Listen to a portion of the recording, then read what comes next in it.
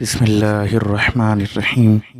السلام علیکم ورحمۃ اللہ وبرکاتہ۔ حضرت علی علیہ السلام نے ارشاد فرمایا، جو شخص گناہ کا خیال زیادہ دل میں لائے، گناہ اس کو اپنی طرف جذب کرتے ہیں۔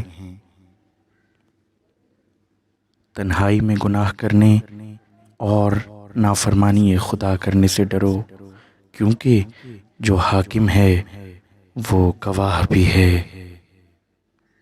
جب لوگ گناہوں کا ارتکاب کرتے ہیں تو خدا اہل زمیں پر عذاب کرنے کا ارادہ کر لیتا ہے، مگر جب جوانوں کو نماز کے لیے مسجد کی طرف جاتے اور بچوں کو قرآن سیکھتے ہوئے دیکھتا ہے تو سب پر رحم فرماتا ہے اور عذاب میں تاخیر کر دیتا ہے۔ جو اللہ کی نافرمانیوں سے لذت اندوز ہوتا ہے تو اللہ اس کو ذلت کا لباس پہنا دیتا ہے۔